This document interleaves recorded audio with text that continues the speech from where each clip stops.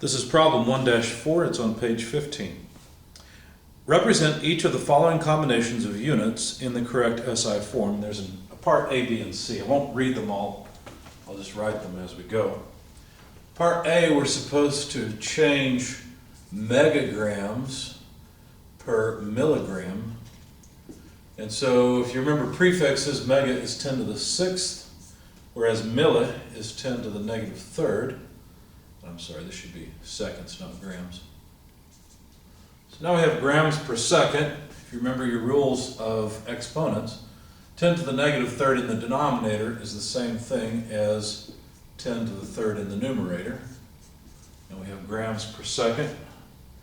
And of course you could simply add these. What I'm going to do though is use the 10 to the 3rd grams as kilograms. So you know that 10 to the 3rd is kilo. And kilo is a more commonly used measure of mass in the SI system, a lot of times, at least at engineering scale. So kilograms. So this would be 10 to the 6th is just mega, so mega kilograms per second. Now that's not really appropriate to use compound prefixes like that, so maybe I should just leave this as 10 to the 6th kilograms per second, or 1,000,000 kilograms per second.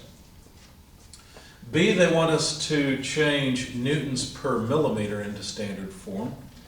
I would rather have meters instead of millimeters, since meters are the standard length unit.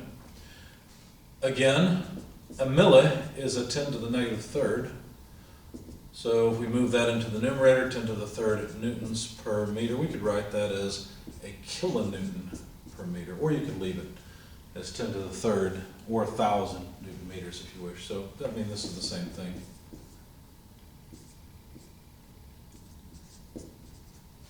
However you want to write it.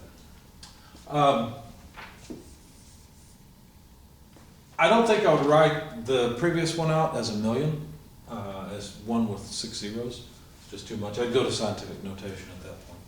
For part C, they want us to convert millinewtons per kilogram per microsecond. So this is all just an exercise in prefixes. 10 to the negative 3rd is milli. Kilograms, I'll probably just leave it as is. And then micro is 10 to the negative 6th. And there's our second units. So if we combine together the 10 to the negative 6 and 10 to the negative 3, taking the 10 to the negative 6 to the numerator makes it 10 to the positive 6.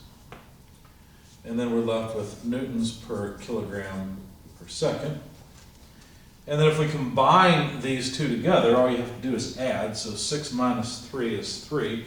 So this is 10 to the 3rd newtons per kilogram per second. Now I don't know if I would actually leave it there because newtons are a secondary dimension. They can be written in terms of primary dimensions, kilograms, meters, and seconds. So what I might do is continue with this and say, well, a newton, let me do it this way. A kilogram times a meter per second squared is a newton, and so that'll take care of the newtons for us. You notice then the kilograms cancel, and what we're left with is meters per second squared per second. But remember that these units work just like fractions.